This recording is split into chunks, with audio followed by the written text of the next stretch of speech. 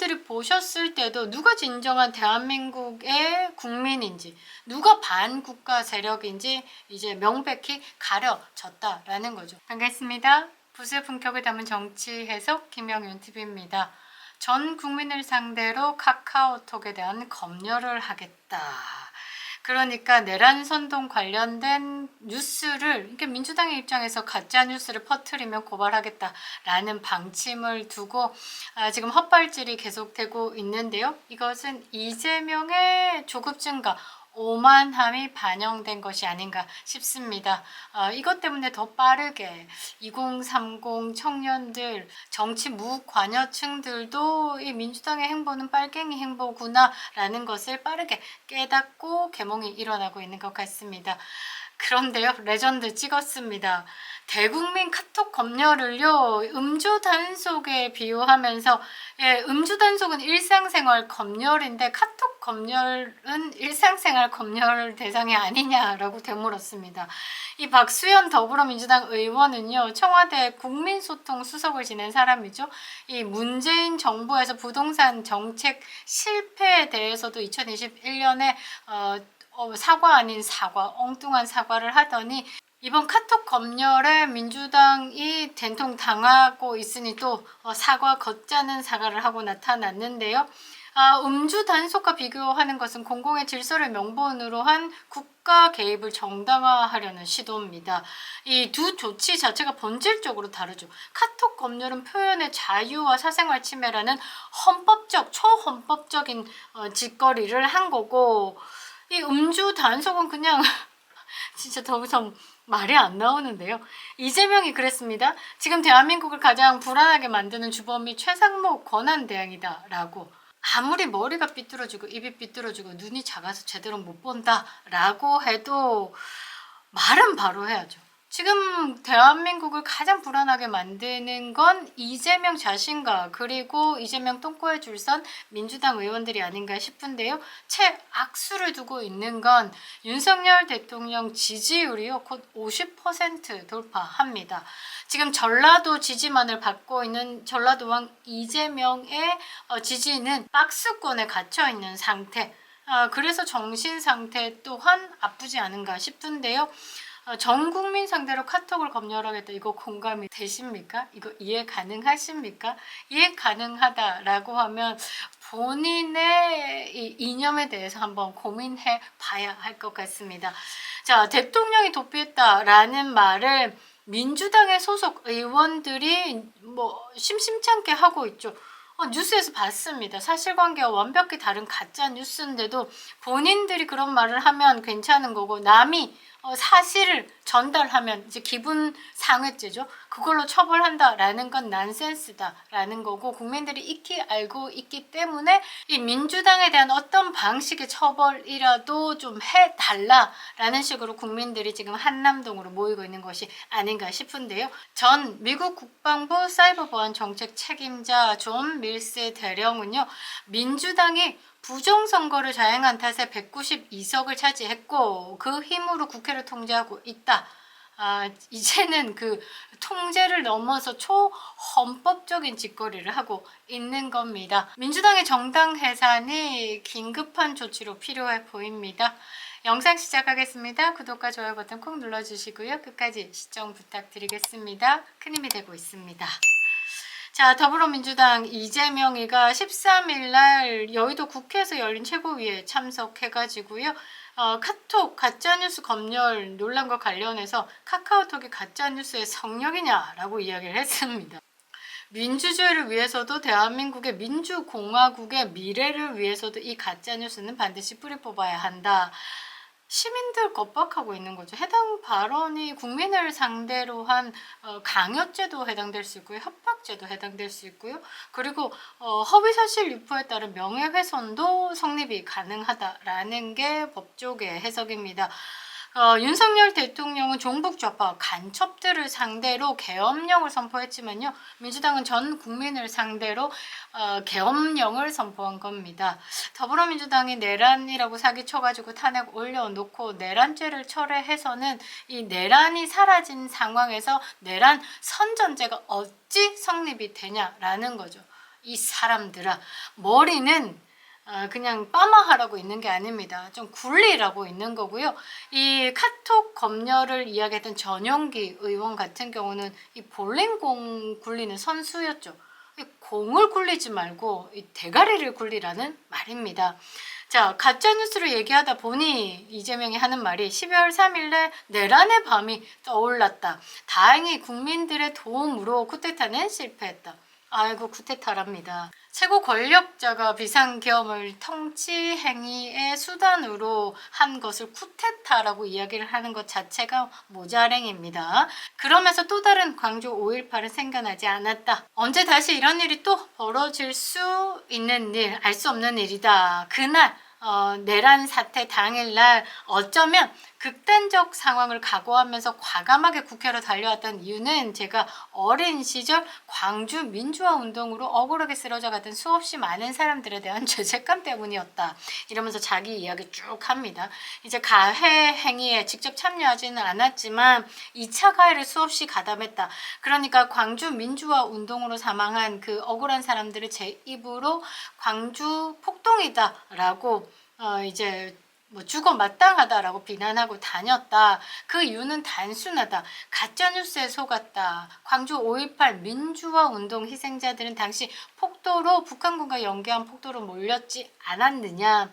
그 진실을 깨달으면서 제 인생의 항로가 바뀌었지만 가짜뉴스라고 하는 것이 얼마나 큰 해악을 끼치는지를 이 5.18을 통해서 알게 됐다. 그래서 나는 그 경험으로 이번 카톡 검열을 말하겠다. 가짜뉴스를 없애는 것에 중점을 두고 그러면서 이제 자기가 이제 펼쳐냈던 이 지금 카톡 검열에 대해서 합리화시키고 있는데요.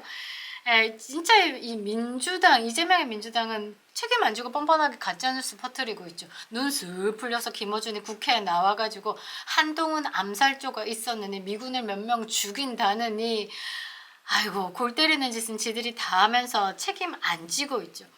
그러면서 그 속에서 이익을 얻으려고 가짜뉴스에 대한 것을 의도적으로 계획적으로 퍼뜨리고 그러면서 그것에 대해서 문제 제기를 한다라고 하면 그게 마치 뭐가 문제되냐라는 식으로 반격을 하고 공격을 해대고 지금까지 이 민주당이 해왔던 행사발이다라는 거죠. 그러면서 이재명이 골 때리는 이야기합니다. 지금까지 이 순간에도 이재명의 수십 년 전에 돌아가신 아버지가 무슨 공산당 활동을 하면서 수없이 몇 명을 죽였느니 담배 대금을 떼먹고 도망갔느니 어릴 때 성폭행을 해서 감옥 갔다 왔다느니 카톡방에 뻔뻔스럽게 뿌린다라고 맹비난을 했는데요. 여기서 잠깐 이 가짜뉴스의 시발점은 이재명의 입입니다. 이재명의 발언을 제가 정리를 해서 한번 띄워드릴 건데요. 이재명이 자신의 자서전에 부친은 초등학교 졸업 후에 공장 생활을 했다. 화전민 출신이다. 라고 언급했죠. 그리고 강원도 삼척의 도계광산에서 광부로 일했다라고도 밝힌 바 있습니다. 그리고 가족과 주변인의 증언에서는 이재명 대표의 형이죠.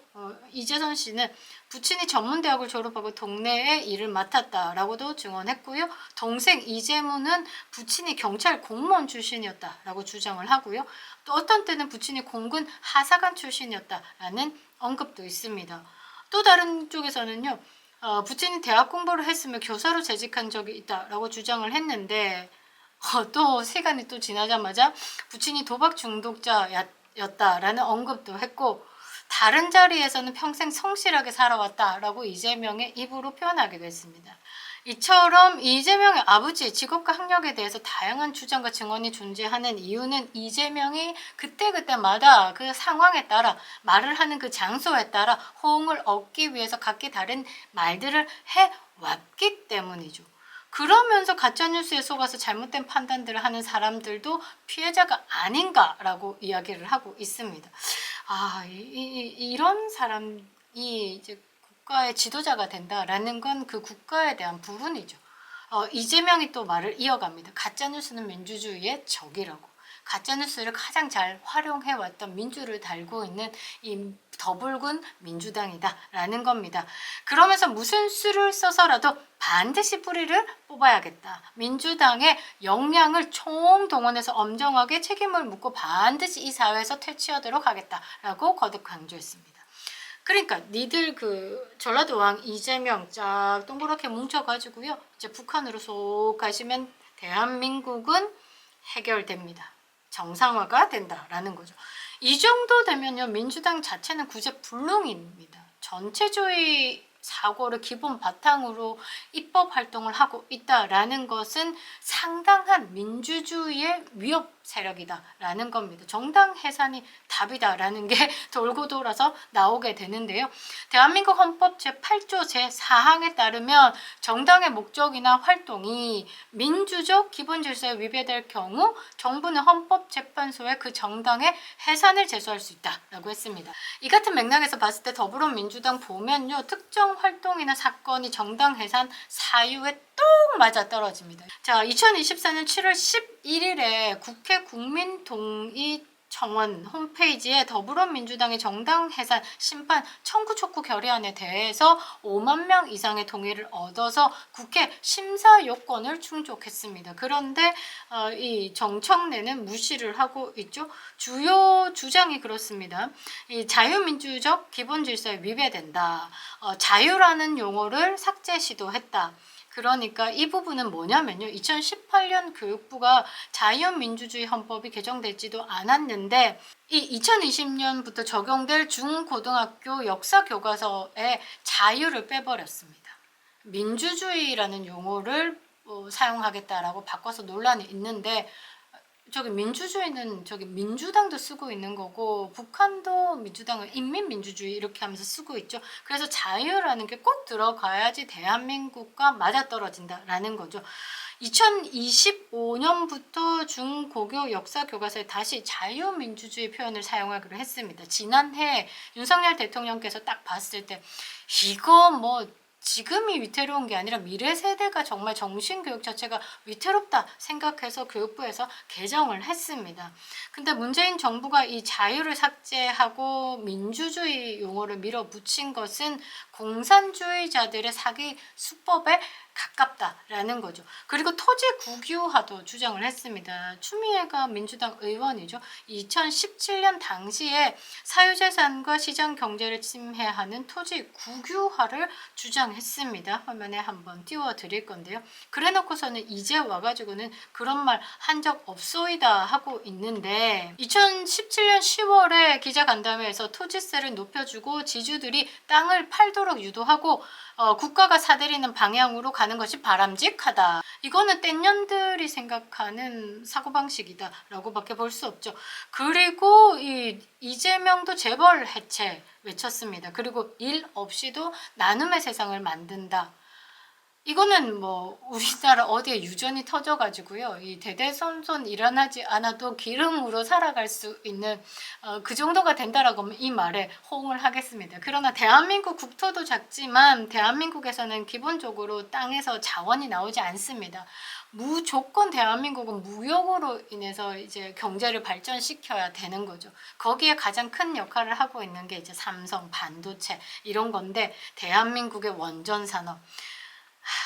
경제 자체를 모르는 인간이 이렇게 지도자로서 그냥 거짓으로 입을 털고 있으니 이런 사단이 난다라는 거고 또 하나 정당 해산의 이유가 진보당과 연대를 했다. 그러니까 위원정당으로 해산된 통합진보당의 후신으로 알려진 이 진보당과 연대를 해가지고요. 4.10 총선에서도 비례대표 의석을 제공한 행위가 문제되기도 했습니다. 정당 해산의 법적 기준이요. 헌법재판소에서 2014년 통합진보당 해산 심판 사건에서 알 수 있듯이 정당의 목적이나 활동이 민주적 기본 질서에 실질적으로 해악을 끼칠 수 있는 구체적 위험성을 초래할 경우 정당 해산이 가능하다라고 판시되어 있습니다. 자, 이재명이 온 역량을 동원해가지고 이 가짜뉴스 결코 가만두지 않겠다라고 거듭 강조하면서 전 국민 카톡 검열을 합리화시키고 있는데요. 이것은 공산당과 내통하고 있다는 하나의 표식이지 않을까 저는 보고 있습니다. 표현의 자유와 기본권을 심각하게 침해하고 헌법적 관점에서 봤을 때 위법성 검토와 정당 해상 가능성에 대한 논의가 필요할 거죠. 헌법 위반 가능성은요. 헌법 제21조 표현의 자유 침해, 그리고 헌법 제17조 사생활의 비밀과 자유 침해, 그리고 헌법 제37조 2항도 봐지더라고요. 과잉 금지 원칙 위반도 해당되는 것 같습니다. 자, 헌법 제37조 제2항에 뭐라고 적혀 있냐면요. 국민의 자유와 권리를 국가 안전 보장, 질서 유지, 공공 복리를 위해 필요한 경우에만 법률로 제한할 수 있다. 그런데 그 본질적인 내용을 침해할 수는 없다라고 규정하고 있습니다. 민주당의 시도는 국가 안전을 명분으로 과도한 제한을 가할 우려가 있다라는 건 과잉 금지 원칙을 위반했다라고 봅니다. 저는. 그러니까 민주당이 반국가적인 폐악질이 도를 넘었죠. 이재명 정권 사범 좌범을 보호하기 위해서 22번의 탄핵을 남발했고요. 대통령의 특활비까지 영원으로 삭감했습니다. 그런데 양상 책방 할배 간첩으로 의혹을 받고 있는 이 양산의 문재인이 96억 퍼줬죠. 현직 대통령에게는 돈 한 푼도 안 주면서 말이죠. 폐악질로 국정의 운영을 마비시킨 것과 똑같습니다. 여러분들이 보셨을 때도 누가 진정한 대한민국의 국민인지, 누가 반국가 세력인지 이제 명백히 가려졌다라는 거죠. 윤석열 대통령 반드시 직무 복귀하셔서 세상을 정상화시킬 겁니다. 김영렬 TV였습니다.